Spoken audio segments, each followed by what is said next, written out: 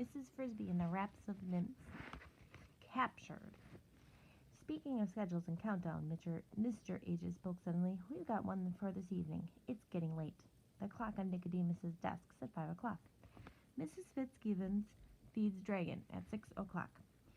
He spoke gently, but his voice had a chill sound to Mrs. Frisbee. They all looked at her.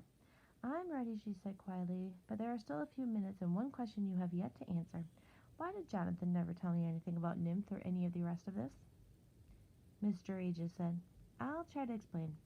When Nicodemus and the others moved into the cave near the rose bush, they invited Jonathan and me to stay with them.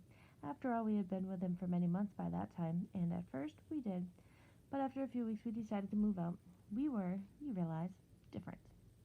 We both felt strange associating always and only with rats, even though they were our close friends. As for me, I wanted more solitude and less society. Jonathan, on the other hand, was younger younger than I and felt lonely. So we moved at first to the basement of the old farmhouse where I still live. Then Jonathan met you at a stream near the woods somewhere, I think he said. Yes, I remember, said Mrs. Frisbee. From then on, he worried. He didn't tell me. He didn't want to be secretive, but he didn't know how to tell you one thing. I'm sure Nicodemus has explained to you the injections we got at NIMH had two effects. One of them was that none of us seemed to be growing any older at all. The children, yes, but not the adults. Apparently injections have given us a much longer lifespan than ever Dr. Schultz had anticipated. You can see this would have been a dreadful thing for Jonathan to have to tell you. You never had injections. That meant that while he stayed young, you would grow old and finally die. He loved you, and he could hardly stand that thought. Yes, if it was stressing him out, he thought, how much pain would you actually be in?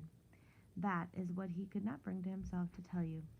He would have told you eventually, I know, as he intended to. Indeed, you would have found out yourself. You would have seen it happening. But it was hard. He kept pulling it off, and then finally, it was way too late. Poor Jonathan, said Mrs. Frisbee. He should have told me. I wouldn't have minded. But will my children also have longer lives? Said Nicodemus. We don't know yet. We think so, but our children are not old enough to be certain. We do know they have inherited the ability to learn. They mastered reading almost without effort. He stood up, took out his reading glass, and looked at the clock, but Mrs. Frisbee interrupted again. One more thing. What happened to Jenner? Nicodemus said, he left. He was against the plan from the start. In our discussion, he tried to persuade others to oppose to it too. Only a few joined him, though there are some who are still doubtful about it. They're going to stay around, though, with us and try. The argument stayed reasonably friendly, but the last straw for Jenner was when we decided to destroy the machines. Destroy them? For two reasons. One, so that if anyone ever found the cave, there wouldn't be any evidence of what we've been doing. Nothing but broken bits of metal debris that look like just ordinary junk. We'll pull out our electric cable, our lights, and our water. We'll close up all the tunnels leading in. The other reason is much more important. When we move to Thorn Valley, we're going to have some hard times. We know that, and we're embracing it. If this cave is still open with the machines and the lights and the carpets and running water still here, there will be terrible temptation to give up and move back to the soft life. We want the temptation. But when Jenner heard the decision it was made at the meeting, he grew really angry. He denounced us all as idiots and dreamers. He stamped out of the meeting, and a few days later he left the group forever, taking 6 of his followers with him. We don't know where they went, but we think they will try to find some place where they can set up a new life just like this one. Well, I wish them luck, but they'll have trouble. There won't be a toy tinker this time. They'll have to steal their machines. They'll have to steal everything. That worries some of us, because if they get caught, who knows what's going to happen. But there's nothing we can do about it. We're going ahead with the plan, and once we get to Thorn Valley, I think we can stop worrying. Justin stood up. It's time to go, and he picked up the paper with the sleeping draught in it. Mrs. Frisbee, Justin, and Mr. Ages walked together to the corridor of to the rose bush. Remember, when you come up through the hole in the kitchen floor, Mr. Ages said, you'll be able to go under the cabinet. It's low, and there's room to move. Go a few more steps, and you'll be able to get into the room.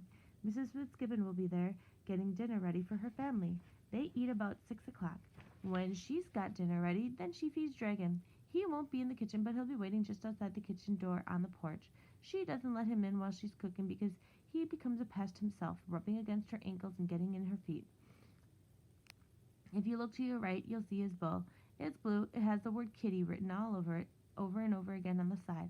She'll pick it up, fill cat food, and put it down again in the same place. Then watch closely. She'll walk over to the door and she'll let him in. That's your chance. Her back will be towards you. She's got to walk about 20 feet. It's a big kitchen. The bowl will be about 2 feet away from you. Be sure the paper packet is open, then dash out, dump the powder into the food, and dash on back.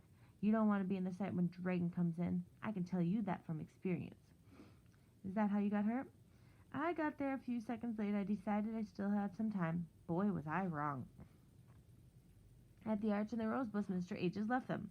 With his cast, he would not be able to climb through the hole in the kitchen. There was no point in going any farther. Mrs. Frisbee and Justin moved out of the rose bush and looked around. It was still light, though the sun was low on the horizon straight ahead of them. Perhaps 200 feet away stood the big white farmhouse. Dragon, who was already on the porch, sitting just outside the door looking at it expectantly. To their right was the tractor shed, and beyond that was a barnyard fence and the barn itself, casting a long shadow. Behind them rose the woods and the mountains. To the left, Mrs. Frisbee could see the big stone, and in the middle of the garden near which her children waited. As soon as her task was done, she thought she must hurry home to them and get them ready to move. We go under the right side of the house, Justin said quietly. Follow me. They made their way around the edge of the yard, staying in the shadows, keeping an eye on Dragon. Justin still wore her satchel and had the powder package inside. There was a basement under the main part of the Fitzgibbons' house, but the big kitchen had been added later and stood on the foundation of concrete blocks, with only a crawl space beneath. As they approached this gray foundation, Mrs. Frisbee saw that near the middle of it, a few inches off the ground, there was a square patch of darker gray. It was a hole left for the ventilation, and there was a screen over it. When they reached it, Justin caught hold of the screen and pulled a corner. It swung open. We loosened it up a bit, he explained, holding it open for her. Mrs. Frisbee crept through. Careful, he said. It's dark. There's a drop about a foot. Just jump. We put some straw at the bottom, so it's very soft. Holding her breath, Mrs. Frisbee jumped blindly into the darkness and felt the cushion of the straw underneath her feet. In a moment, Justin landed beside her. They were underneath the Fitzgibbons' kitchen. Now, he said softly, look to your left. You see that patch of light? That's the hole. The light comes from the kitchen, and we've got piled up dirt under there, so it's easy to reach. Come on. Mrs. Frisbee followed him, and as they got near the bright hole, she could see around her a little bit. They were walking around the bare earth, dry and cool to the touch. Overhead there were heavy wooden beams holding up the floor, and above those floor beams themselves, under the holes, rose a small, round hill of dirt. They walked up, and then Justin whispered, This is as far as I can go. There's not room for me to get through. I'll wait here. Come back down as soon as you've finished. Here's the powder. He handed her the paper packet.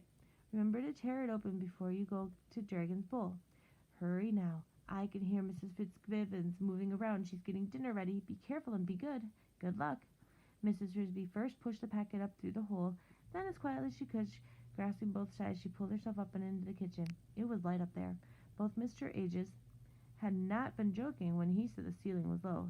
There was less than an inch between the floor and the bottom of the cabinet, so she could not walk properly. She had to flatten herself out and crawl.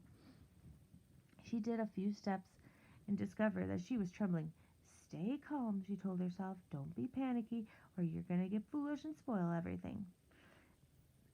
She crept forward again until she was near the edge of the cabinet. She stopped. From there, she could see into the kitchen fairly well.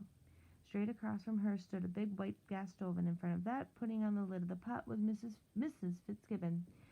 Because the edge of the cabinet was so low, Mrs. Frisbee could not see her head, but only the top of her shoulders. There, Mrs. Fitzgibbon said to herself.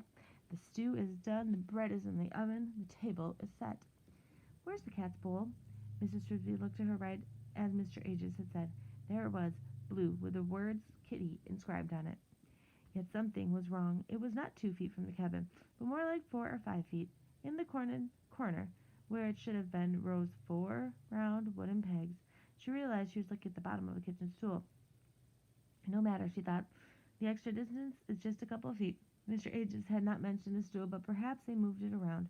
She crawled to her right as close to the bowl as she could get without showing herself, and tore open the package.